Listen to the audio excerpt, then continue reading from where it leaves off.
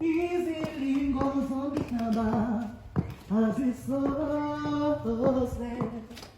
zasigqiba thina uthembisile unini madla wonke.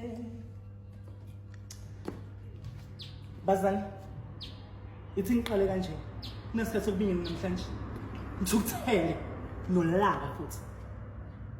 It was brought to my attention ukuthi khona abantu beza la emtholampilo bathatha medication and ngingangibuza ukuthi medication yani niyazi nibathatha uzana ingqondo. Thatha medication bese niyahamba niyoyidayisela ngaphandle nidayisela abo my brother. Ngiyayiza into engishayo bese benze njalo abo my brother badidi ingane ezincane lengaphandle abadayisele wena bathi izinto zokumo.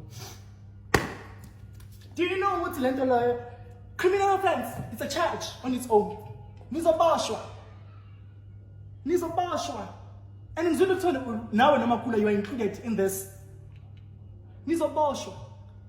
So, Lailani, I've got a reward for umuntu ozoza la mina, specifically me, as a reporter labo bantu labo abeza la mtholampilo bazothatha medication bayidayisele ngaphandle.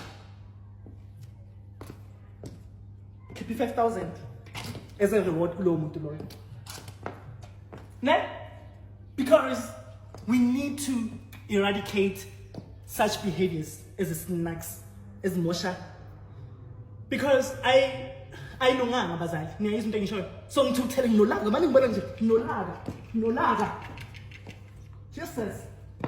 So ngiyacela nisebenzisane as umphakathi si community, ne? Right.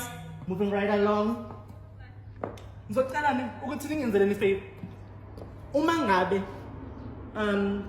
umuntu ezazi ukuthi sezongena egumbini lami, make sure ukuthi uphethe ikhadi lakhe lokuthi umpompile uthathe amagazi wenze yonke into nenzele umsebenzi ombelula. Right. Izilingo zomhlaba azisoze